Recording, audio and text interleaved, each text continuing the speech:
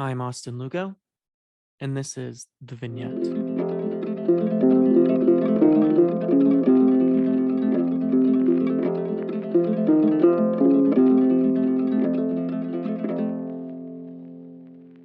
Today we'll be reading The Saint by V S Pritchett. As all of the stories, this of course is handpicked by me. It's a story I'm very excited about. A story I read for the first time just a few months ago, and while I didn't have a lot of expectations going into it, for I have never read any of V S Pritchett's stuff before, I was absolutely blown away, and I'm very excited to read more of their stuff in the future. But this is The Saint by V S Pritchett. When I was 17 years old, I lost my religious faith. It had been unsteady for some time, and then, very suddenly, it went as the result of an incident in a punt on the river outside the town where we lived. My uncle, with whom I was obliged to stay for long periods of my life, had started a small furniture making business in the town. He was always in difficulties about money, but he was convinced that in some way God would help him.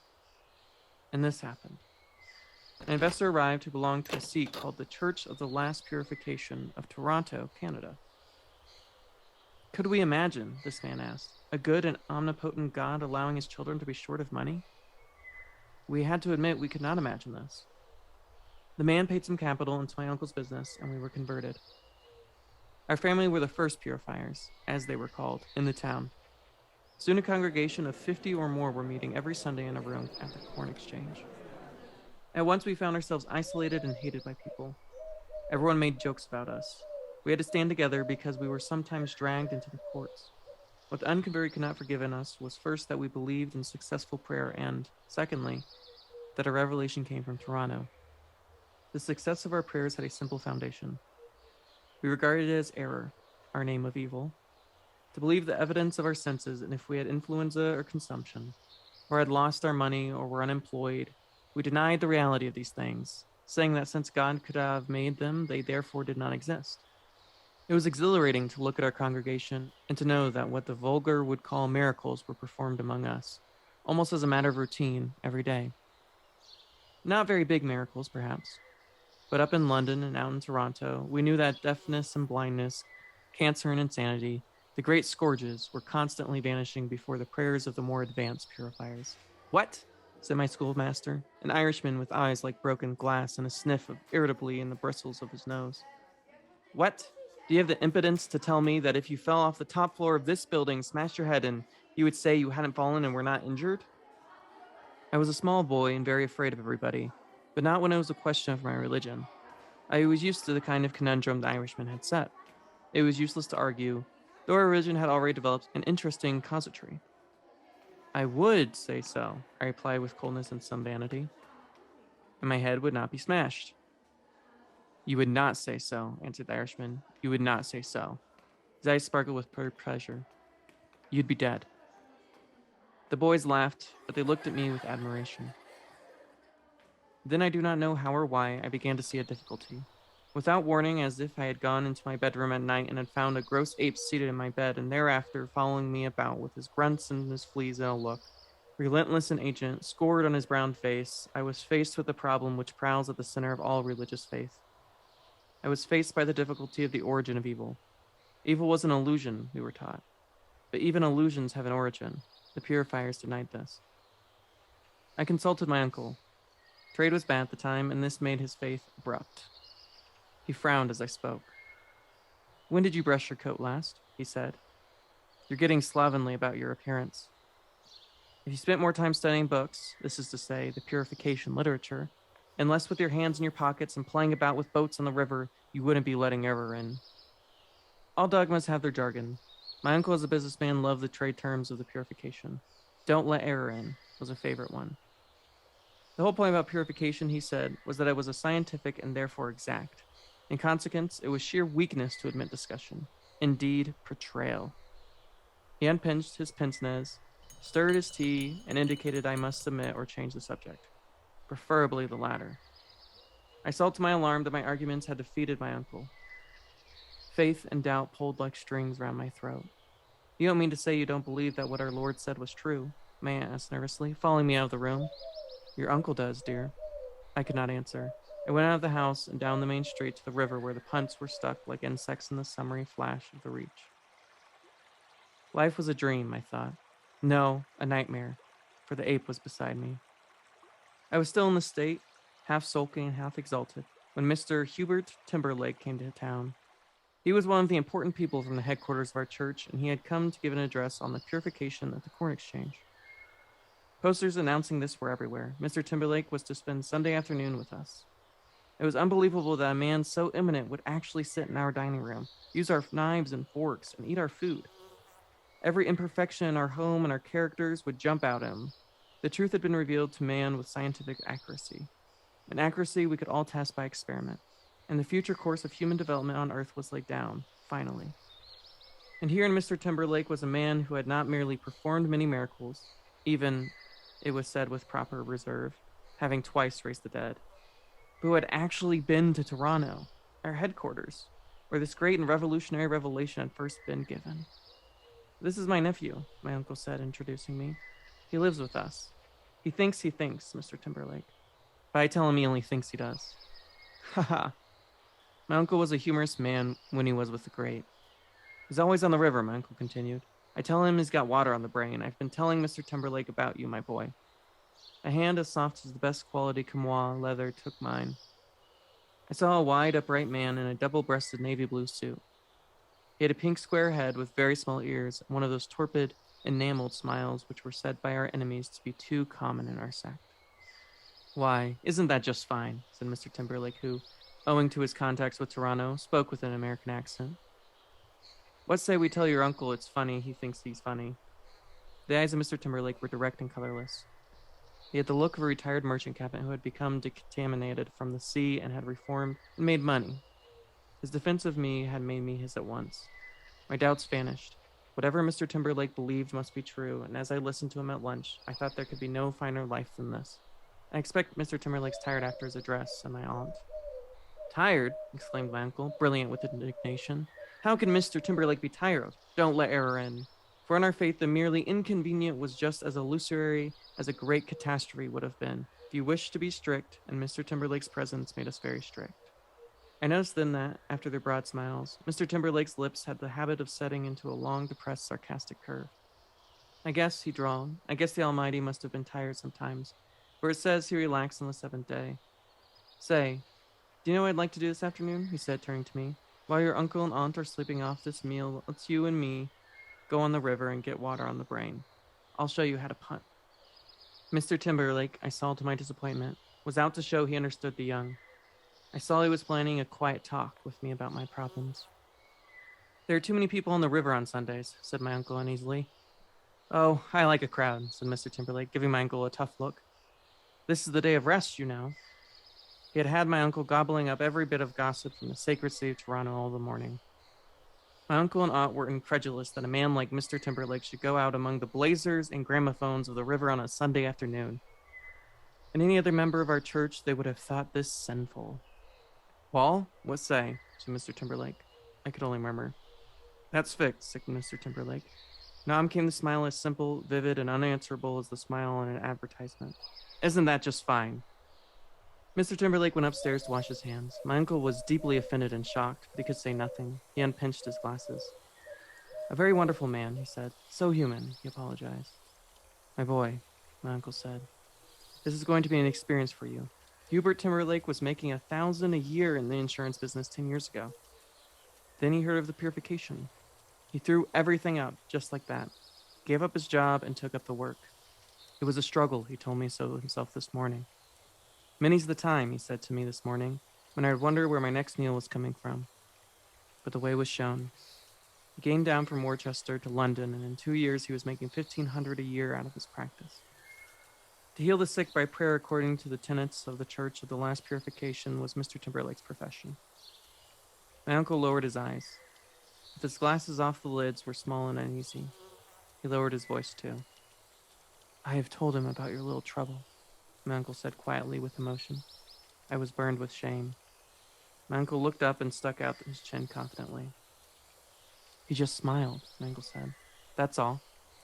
Then we waited for Mr. Timberlake to come down. I put on white flannels, and soon I was walking down to the river with Mr. Timberlake. I felt that I was going with him under false pretenses. For he would begin explaining to me the origin of evil, and I would have to pretend politely that he was converting me when, already, at the first sight of him, I had believed. A stone bridge whose two arches were like an owlish pair of eyes gazing up the reach was close to the landing stage. I thought what a pity it was the flannel men and the sunburned girls there did not know I was getting a ticket for the Mr. Timberlake who had been speaking in the town that very morning. I looked around for him, and when I saw him, I was a little startled. He was standing at the edge of the water, looking at it with an expression of empty incomprehension. Among the white crowds, his air of brisk efficiency had dulled. He looked middle-aged, out of place and insignificant. But the smile switched on when he saw me. "Ready?" he called. "Fine." I had the feeling that inside him there must be a gramophone record going round and round, stopping at that word. He stepped into the punt and took charge. "Now I just want you to paddle us over the far bank," he said, "and then I'll show you how to punt." Everything Mr. Timberlake said still seemed unreal to me. The fact that he was sitting in a punt, of all commonplace material things, was incredible. That he should propose to pull us up the river was terrifying. Suppose we fell into the river? At once I checked the thought. A leader of our church under the direct guidance of God could not possibly fall into a river. The stream is wide and deep in this reach, but on the southern bank there is a manageable depth and a hard bottom.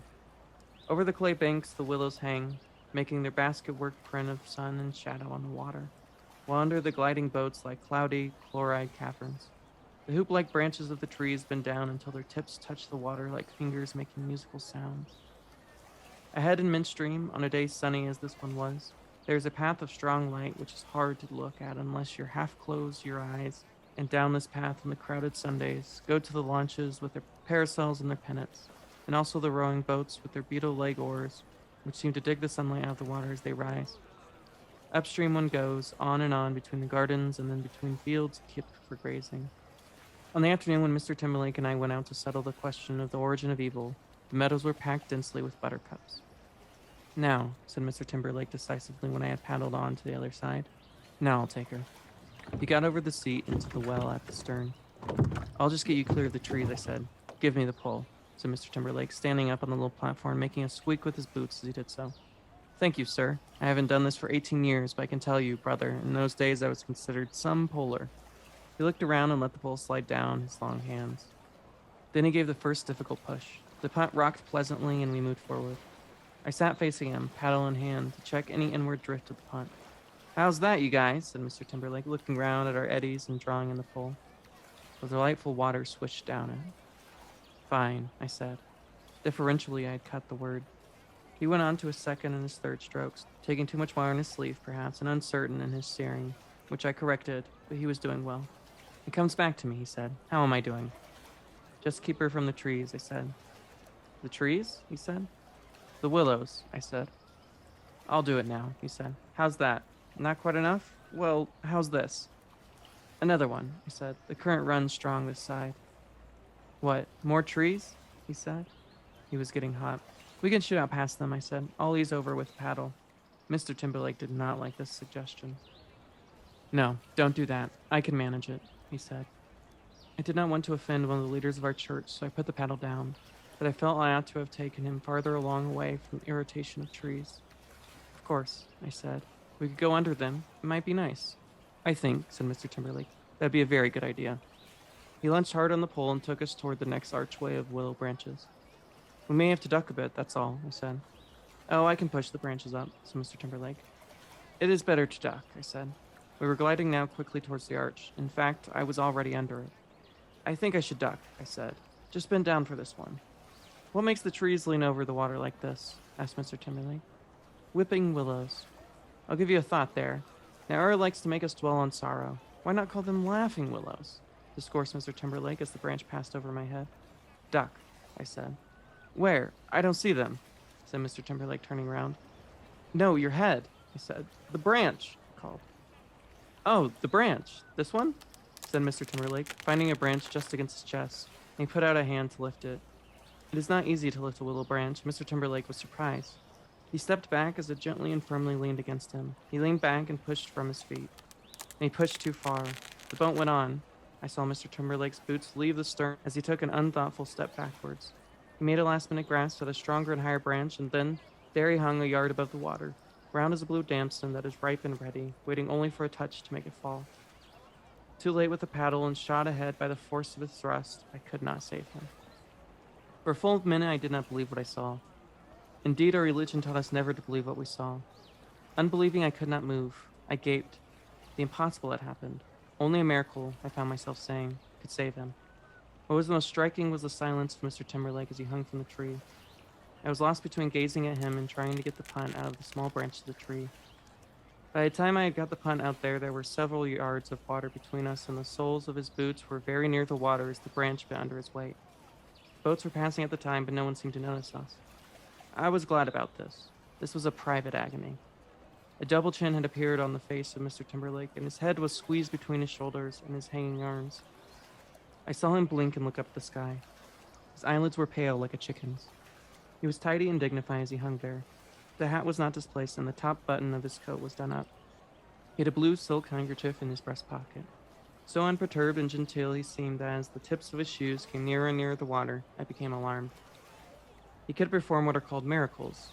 He'd be thinking at this moment that only in an erroneous and illusory sense was he hanging from the branch of the tree over 6 feet of water. He was probably praying one of the closely reasoned prayers of our faith, which were more like conversations with Euclid than appeals to God. The calm of his face suggested this. Was he, I asked myself, within sight of the main road, the town recreation ground and the landing stage crowded with people? Was he about to reenact a well-known miracle?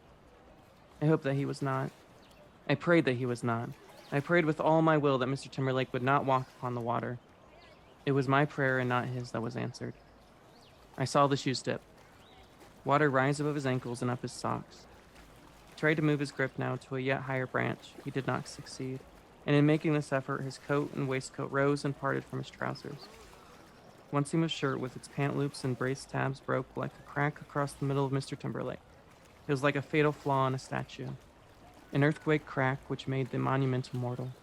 The last Greeks must have felt as I felt then, when they saw a crack across the middle of some statue of Apollo. It was at this moment that I realized that the final revelation about man and society on Earth had come to nobody, and that Mr. Timberlake knew nothing at all about the origin of evil. All this takes long to describe, but it happened in a few seconds as I paddled towards him. I was too late to get his feet on the boat, and the only thing to do was to let him sink until his hands were near the level of the punt, and then to get him to change handholds. Then I would paddle him ashore.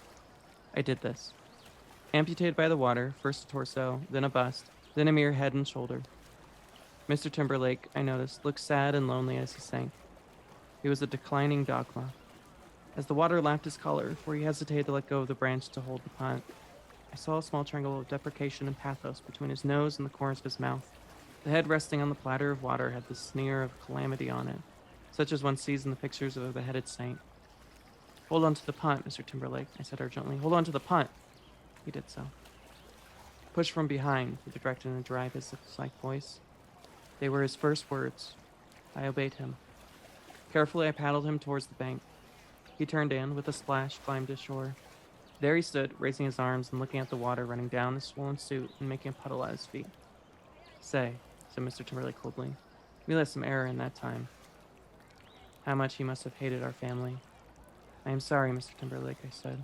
I am most awfully sorry. I should have paddled. It was my fault. I'll get you home at once. Let me wring out your coat and waistcoat. You'll catch your death. I stopped. I had nearly blasphemy. I had nearly suggested that Mr. Timberlake had fallen into the water and that to a man of his age that might be dangerous. Mr. Timberlake corrected me. His voice was impersonal, addressing the laws of human existence rather than myself. If God made water, it would be ridiculous to suggest he made it capable of harming his creatures. Wouldn't it? Yes, I murmured hypocritically. Okay, said Mr. Timberlake. Let's go. I'll soon get you across, I said. No, he said. I mean, let's go on. We're not going to let a little thing like this spoil a beautiful afternoon. Where were we going? You spoke of a pretty landing place farther on. Let's go there. But I must take you home. You can't sit there soaked to the skin. It will spoil your clothes. Now, said Mr. Timberlake. Do as I say. Go on. There was nothing to be done with him. I held the punt into the bank and he stepped in. He sat like a bursting and sodden bolster in front of me while I paddled. We had lost the pull, of course. For a long time, I could hardly look at Mr. Timberlake. He was taking the line that nothing had happened, and this put me at a disadvantage. I knew something considerable had happened. The glaze which so many of the members of our sect had on their faces and persons, their minds and manners, had been washed off. There was no gleam for me from Mr. Timberlake. "What's the house over there?" he asked. He was making conversation. I had steered into the middle of the river to get him into the strong sun. I saw steam rise up from him. I took courage and studied him. He was a man, I realized, in poor physical condition, unexercised and sedentary. Now the gleam had left him, one saw the veined, empurpled skin of the stoutish man with a poor heart. I remember he had said at lunch, "A young woman I know said, 'Isn't it wonderful? I can walk 30 miles a day without being in the least tired.'"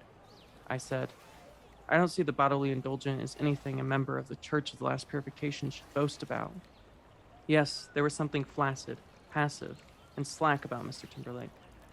Bunched in swollen clothes, he refused to take them off.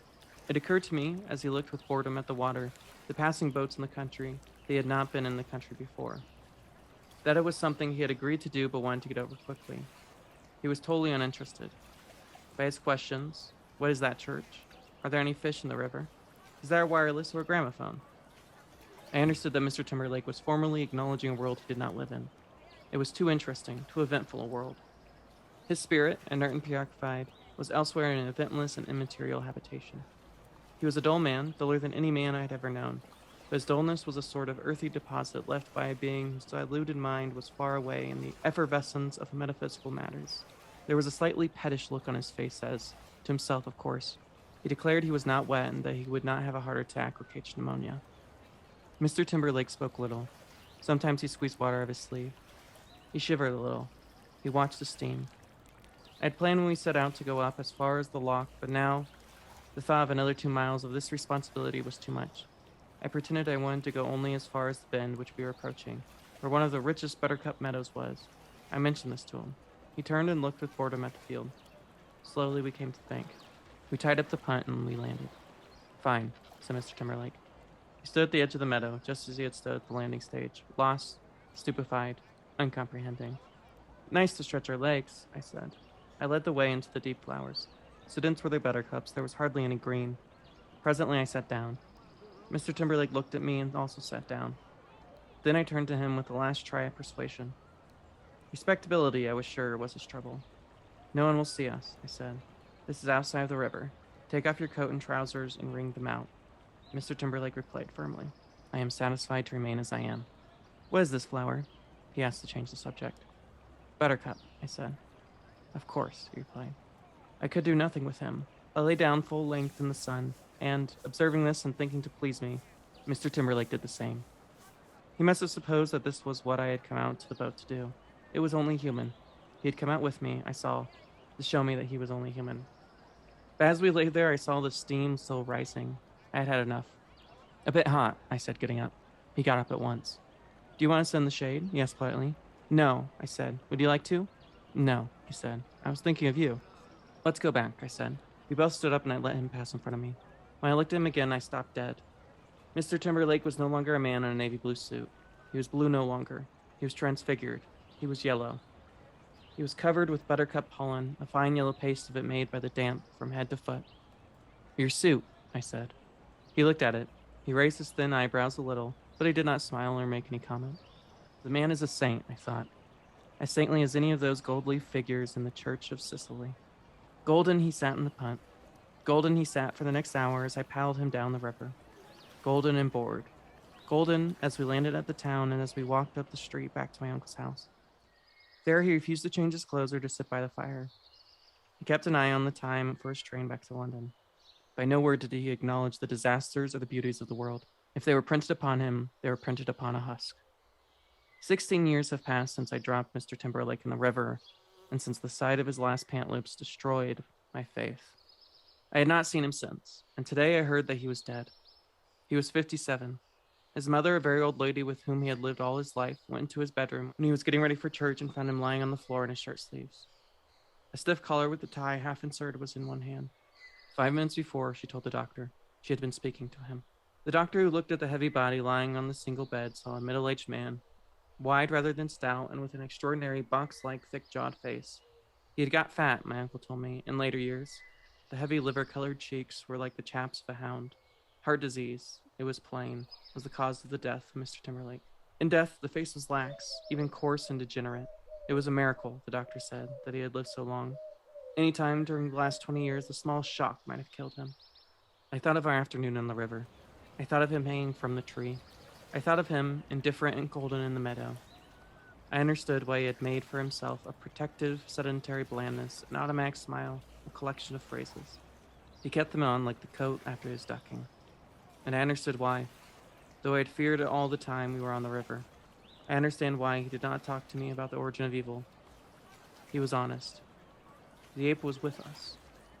The ape that merely followed me was already inside Mr. Timberlake, eating out his heart.